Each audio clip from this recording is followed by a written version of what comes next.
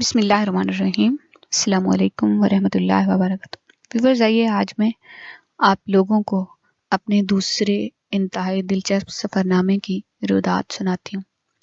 میرا دوسرا سفر نامہ جو ایک طالبہ کے درینہ خواب کی تعبیر بنا، یہ دسمبر 2020 کی 15 تاریخ کی بات ہے، جب مجھے میری ایک دوست کا پیغام ملا۔ انہوں نے حال احوال کے بعد میرے ماہ رواں سوات کے دورہ کے بارے میں معلومات لی اور پوچھا کہ اب وہ لوگ دوبارہ سیاحتی وفد کب لے کے جا رہے ہیں۔ جواب میں نے کہا تھوڑی دیر تک معلومات فراہم کرتی ہوں۔ میں نے اپنے طالب علم جو پاکستان ایکسپلورل بہاولپور کمپنی انتظامی افسر یعنی CEO ہیں سے فون پہ استفسار کیا کہ آپ اگلا وفد کب لے جا رہے ہیں۔ انہوں نے بتایا اسی ماہ یعنی دسمبر 24 انشاءاللہ۔ جواباً میں نے تفصیلات فراہم کرنے کے لیے درخواست کی۔ تھوڑی دیر بعد ان کی طرف سے فراہم کی گئی مطلوبہ معلومات میں نے اپنے واٹس ایپ اسٹیٹس پر پوسٹ کر دی تاکہ جو بھی دوست فائدہ اٹھا سکیں۔ اس کی وجہ یہ تھی کہ بہت سے افراد نے میرے پہلے دورہ سوات کے بعد استفسار کیا کہ یہ سلسلہ کیسے بن سکتا ہے، ہم لوگ بھی اس سے فائدہ اٹھا سکیں، کیسے جا سکتے ہیں۔ لہٰذا جب بہت سے لوگوں نے اسٹیٹس میں تفصیلات دیکھی، براہ راست رابطہ کیا، میری ایک طالبہ کا فون آیا۔ حال احوال کے بعد انہوں نے دریافت کیا کہ کیا آپ بھی جا رہی ہیں۔ میرا جواب نفی میں تھا۔ میں نے حال ہی میں سیاحتی دورہ کا لطف لیا ہے۔ بچی نے کہا دراصل میری درینہ خواہش ہے کہ میں برف باری ہوتے براہ راست دیکھوں اور میرے گھر والے مجھے صرف آپ کے ساتھ جانے کی اجازت دیں گے۔ اس صورت میں نے صاف کہا کہ بیٹا ابھی اگلی بار جائیں گے تو ساتھ چل سکتے ہیں۔ بچی نیم دلی کے ساتھ راضی ہو گئی اور فون بند ہو گیا۔ ساری گفتگو میری والدہ نے سنی۔ دوسرے دن میری امی نے کہا بیٹا کل طوبہ کیا کہہ رہی تھی۔ میں نے کہا امی جان آپ نے سب سنا تو تھا۔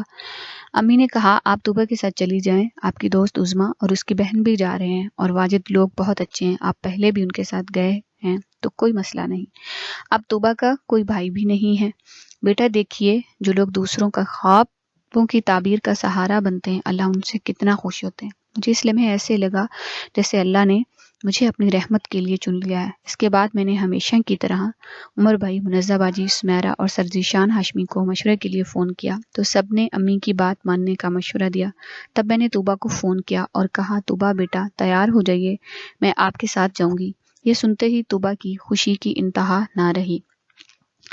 آخر کار 24 دسمبر وہ شام آ ہی گئی جب ہم لوگ اپنے چھوٹے سے قافلے کے ساتھ بہاولپور سے سوات کی طرف روانہ ہوئے۔ رات کے وقت راستے میں دھند کی وجہ سے ایک جگہ کچھ دیر ہمیں رکنا پڑا اور جوں ہی موٹر وے کھلی تو ہم لوگ دوبارہ اپنے سفر کی طرف روانہ ہو گئے۔ دن کا سفر انتہائی خوبصورت، روڈ کے دونوں طرف رنگا رنگ کھیت، پھل، درخت، پھول، کیا ہی کہوں، بس اللہ اللہ کرتے ہی ہم لوگ اگلے دن یعنی 25 کی بالکل شام میں مینگورہ پہنچ گئے۔ کیونکہ سارے دن کے تھکے ہوئے تھے تو ہم سب نے کھانا کھایا، اللہ کا شکر ادا کیا اور ہم لوگ سو گئے۔ ناشتہ کیا اور مالم جبہ کی طرف روانہ ہوئے۔ تھوڑی ہی دیر میں پہاڑوں کی چوٹیوں پہ برف دکھنی شروع ہو گئی تو بس سب نے کہا وہ دیکھو برف۔ اسی ہلے گلے کے ساتھ مالم جبہ پہنچ گئے، چیئر لفٹ کا ٹکٹ لیا اور پھر ایک لمبی قطار میں اپنی باری کا انتظار کرنے کے لیے ٹھہر گئے۔ یہ ایک ایسی جگہ ہے جہاں پہ زگ زیگ طریقے سے کم از کم آدھا گھنٹہ تو لگ ہی جاتا ہے۔ خوب ہلا گلا کرتے آخر کار چیئر لفٹ میں سوار ہوئے۔ طوبہ پہلی بار چیئر لفٹ میں سوار ہوئی تھی۔ سارا راستہ اس کو انجوائے کرواتے لفٹ میں ویڈیو بناتے ٹاپ پہ پہنچ گئے جہاں پہلے سے موجود سیاحوں سے تل دھرنے کی جگہ نہیں تھی، اور وہ برف باری کا میدان جو چند ہی دن پہلے میں نے دیکھا تھا سارا مٹی مٹی ہو کر سخت ہو چکا تھا۔ تھوڑا سا دل خراب ہوا لیکن پھر خود کو کہا کہ ظاہر ہے یہ لوگ کہاں پاؤں رکھتے۔ اتنے میں نظر ارد گرد کی تمام پہاڑیوں پر پڑی جن کی رونق میں پہلے سے بھی کہیں زیادہ اضافہ ہو چکا تھا۔ سفید برف کی چادر سے ڈھکی یہ تمام چوٹیاں رب تعالیٰ کی شان عظیمی کا منہ بولتا ثبوت دے رہی تھی، تو ان کو دیکھ کے انتہائی خوشی ہوئی۔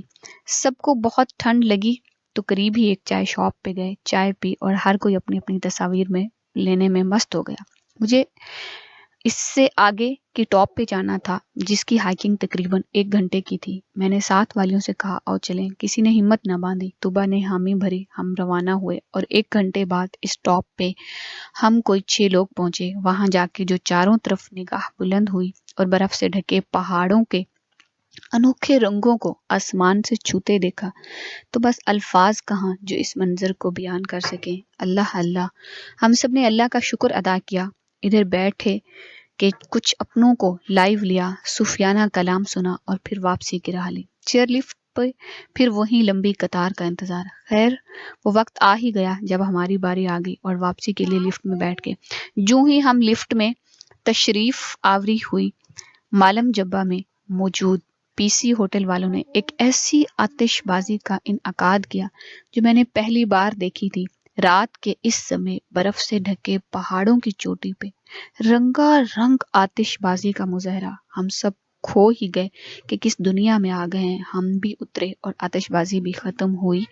ہمارا پہلا دن یوں گزرا اور ہم واپس ہوٹل آ گئے، کھانا کھا کے رب ذوالجلال کا شکر ادا کر کے سو گئے۔ اگلی صبح یعنی دسمبر 27 کو علی الصبح ہم کلام کی طرف روانہ ہوئے۔ بحرین میں جا کے ناشتہ کیا اور پھر کلام کی طرف چل پڑے۔ جگہ جگہ قدرت کے نظاروں سے محظوظ ہوتے کلام پہنچے۔ جہاں جا کے علم ہوا کہ کلام میں کوئی ایک کمرہ بھی خالی نہیں تو ہم نے اپنا سامان گاڑی میں رکھا اور پلوگا کی طرف جیپوں میں روانہ ہوئے۔ کلام سے پلوگا تک کا سفر ایک ایسا دل کو موہ لینے اور دماغ کو سحر میں لینے والا سفر ہے جو بیان سے باہر ہے۔ سڑک کے ایک طرف برفیلے پہاڑ، دوسری جانب دریائے سوات اور اس کی دوسری طرف پھر برفیلے پہاڑ اور اشو کا جنگل، جگہ جگہ انہونی وادیاں۔ سبحان اللہ پڑھتے پلوگا پہنچے، جہاں چند گھر، ایک مسجد اور چند چھوٹے چھوٹے ہوٹل، درمیان میں بہتا دریائے سوات، چاروں طرف برفیلے پہاڑوں، سرسبز و شاداب درختوں سے گھری یہ وادی جنت کی منظر کشی کر رہی ہوتی ہے۔ ادھر پہنچ کے سب لوگ خوب برف میں کھیلے۔ میں اور طوبا ایک جانب گئے، وہاں سے ہوتے پھر اپنے وفد کے پاس آئے۔ سب خوش و خرم اور تصاویر لینے میں مست تھے۔ ادھر ہم جو نہ موبائل کا ہوش نہ دنیا کا، بس رب کی اس شان کو آنکھوں میں بسا رہے تھے۔ اتنے میں میرے کانوں میں اذان کی آواز پڑی تو میں نے اپنے وفد سے تھوڑا فاصلہ اور بڑھا دیا۔ مجھے ایسے لگا جیسے میرا پورا جسم مرتکز ہو گیا، بس ایک ہی آواز سن رہا ہے جو اذان کی ہے، اور محسوس ہو رہا تھا جیسے یہ دریا، پہاڑ، برف، درخت سب کے سب ادب کی چادر اوڑھے میرے ساتھ نگاہیں جھکائے بس اذان سن رہے ہیں۔ جو ہی اذان کی آواز ختم ہوئی مجھے لگا کوئی بلا رہا ہے۔ دیکھا تو میرے وفد کے منتظمین طاہر بھائی کہہ رہے تھے، آپی کیا ہوا، اتنی دیر سے بلا رہا؟ میں نے کہا بھائی میں اذان سن رہی تھی۔ کہتے آپی میں چاہ رہا ہوں کہ آج اگر ادھر ہی رات گزاری جائے۔ تو میں نے کہا بھائی یہ تو بہت ہی اچھی بات ہوگی، کیونکہ میرا ماننا ہے کہ صبح کے وقت اٹھ کے وہاں پہ ابھرتے سورج کو دیکھنا، اللہ ہی اللہ کیا ہی منظر ہوگا۔ جو لوگ دیکھتے ہوں گے وہ پھر وہی بیان کر سکتے ہیں، یا کہاں ان کے پاس الفاظ کہ وہ قدرت کے اس حسین و جمیل منظر کو بیان کر سکے۔ ہم نے ساتھ کھڑے بزرگ سے پوچھا کیا 2 روم مل جائیں گے؟ انہوں نے کہا جی ہاں۔ میں نے روم دیکھے جو باہر سے جھونپڑی نما تھے لیکن اندر کسی محل سے کم نہ تھے، اور ان میں آگ جلانے کا سسٹم میں بتا نہیں سکتی۔ لیکن جب ہم نے اپنے وفد سے بات کی تو بے ذوق لوگوں نے یہ کہہ کر اس بات کو ٹھکرا دیا کہ وہاں کہ صبح بھی تو بس یہی برف ہی ہوگی اور ہم صبح پھر انہی کپڑوں میں تصاویر بنائیں گے۔ خیر ہم نے واپسی کی راہ لی اور رات 10 بجے منگورا بائی پاس ہوٹل میں پہنچے، جہاں کے روم بہت عمدہ اور پرسکون تھے۔ لذیذ کھانا اور تندوری چائے مٹی کے کپوں میں لینے کے بعد رب کا بے حد شکر ادا کیا اور پھر دوبارہ اور بلکہ ہمیشہ کی طرح سو گئے۔ اگلے روز جو کہ 28 دسمبر کی صبح تھی، صبح اٹھے، ناشتہ کیا اور منگورا میں ہی دریائے سوات کے ایک پوائنٹ پہ گئے جہاں دریا کی لہریں اور پتھروں کے جڑاؤ نے رب کی شان کو اور دوبالا کر دیا۔ وہاں چند منٹ گزارے، دریا کی آوازیں سنی، پتھروں کو دیکھا، بہتے دریا سے کچھ باتیں ہوئی، اور پھر وہاں سے دوبارہ ہم مرغزار کی طرف روانہ ہوئے، جس کا راستہ بہت ہی پیارا ہے۔ اس کی روڈ کے ایک طرف ایک وادی ہے، جس وادی میں طرح طرح کے کھیت ہیں، طرح طرح کے باغات ہیں، جسے ٹیرس فارمنگ کہتے ہیں، وہاں پہ بہت ہی پیاری ہے۔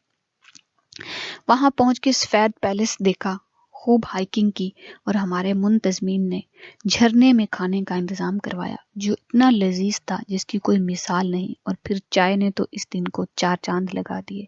شام میں اسلام پورہ گئے، جہاں سے سوات کی دستکاری کی اشیاء ملتی ہیں۔ سب نے اپنی اپنی فیملی کے لیے شالز لی، میں نے اور توبہ نے خوب بیٹھ کے سب کی شاپنگ کا مزہ لیا، دیکھ دیکھ کے، اور اپنی ایک ایک ٹوپی جو کہ ہمیں گفٹ میں ملی تھی طاہر بھائی سے، وہ لے کے واپسی گاڑی میں اور واپسی گھر کے لیے روانہ ہوئے۔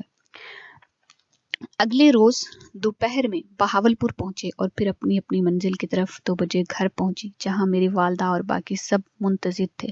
سب کو اخروٹ کا تحفہ دیا، دعا لی، اور آخر میں توبہ کے گھر فون کیا، اس کی خیریت سے پہنچ پوچھی اور اس کی والدہ کا شکریہ ادا کیا جنہوں نے مجھ نادان پہ اتنا بھروسہ کیا تھا۔ آخر میں نماز ظہر کے ساتھ اللہ کا شکر ادا کیا، جس پاک ذات نے مجھے پھر اپنی شاہکاریوں سے محظوظ ہونے کے لیے اتنی جلد بلا لیا تھا۔ زندگی کے یہ 4 دن برفیلے پہاڑوں میں ایسے گزرے کہ کبھی نہ بھولنے والی یاد بن گئے۔ اور آخر میں آپ سب کا اور اس کمپنی کے منتظمین کا بھی شکریہ ادا کروں گی، جن کو واقعی میں یہ ڈھنگ آتا ہے کہ اوروں کی بیٹیوں کی بھی حفاظت کیسے کی جاتی ہے۔ 30 دسمبر کی صبح اٹھی تو ایک ویڈیو ملی جسے دیکھ کے دل باغ باغ ہو گیا۔ وہ ویڈیو توبہ کی طرف سے تھی، جس میں اس نے میرے ساتھ گزرے یہ لمحے اکٹھے کیے ہوئے تھے جو 24 سے 29 دسمبر 2020 تک کے تھے۔ کسی اگلے انتہائی دلچسپ سفر نامے کے ساتھ حاضر ہوتے ہیں کچھ عرصے کے بعد۔ فی امان اللہ۔